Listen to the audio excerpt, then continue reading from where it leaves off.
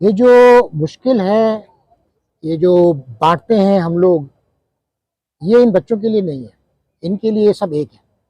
और जिस दिन से ये लोग आते हैं, मैं तो इनके साथ अभी दूसरा कैंप इनका देख रहा हूँ।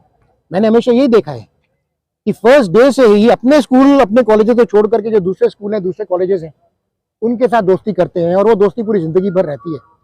तो it's not difficult for them, इनके लिए बहुत आसान है। हम लोग के लिए शायद मुश्किल होता होगा कि कैसे करके हम चलें, ये दूसरी जगह का है, दूसरे प्रांत का है, दूसरे धर्म का है, इन लोग के लिए नहीं। They are one and they are true Indians and that is the matter of pride with them. Sir, ये पूरे कैंप के दौरान इन बच्चों को क्या-क्या प्रशिक्षण दिया जाता है, क्या-क्या सिखाया जाता है सर? इनको आप जो मिलिट्री ट्रेनिंग स्किल है, ये तो है ही, लेकिन ये ट्रेनिंग स्किल जो है ये खाली कैंप के दौरान नहीं होता है। इनका पूरा साल चलता है, ये पूरा इंस्टीट्यूशनलाइज्ड ट्रेनिंग होता है।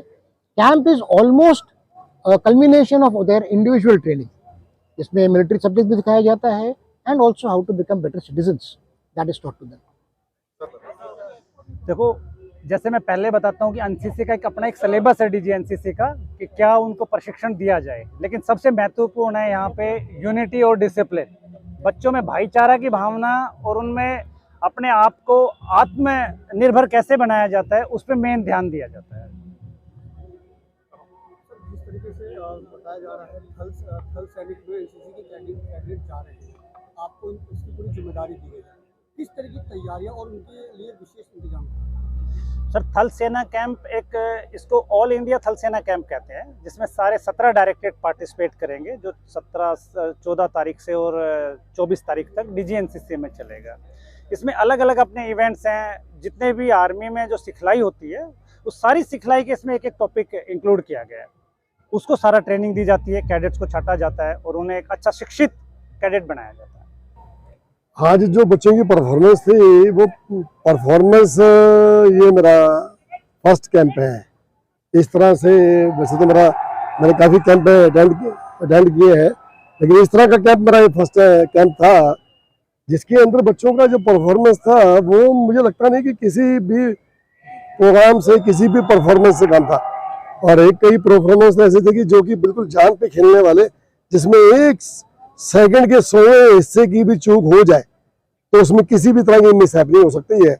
और बच्चे ने जिस तरह से उस हार्डल्स को पार किया, और हर बच्चे में एक जुनून था, एक जोश था, और हर बच्चे में देश के लिए कुर्बान होने की एक जो अंदर एक जो जज्बा था, मैं इसको सलूट करता हूँ। और आज हम अपने तिरंगे झंडे के लिए, जो हमारा राष्ट्रीय ध्वज है, जो हमारी जान है, शान है, तन, लेकिन जिसके लिए हम मरने के लिए तैयार हैं, आज वो जज्बा इन बच्चों में पूरी तरह से अंदर बिल्कुल इसके प्रति समर्पित है। इन बच्चों का सल्यूट है। अभी यहाँ पे ना थल सैनिक कैंप की भी कैंप के साथ साथ तैयारी चल रही है।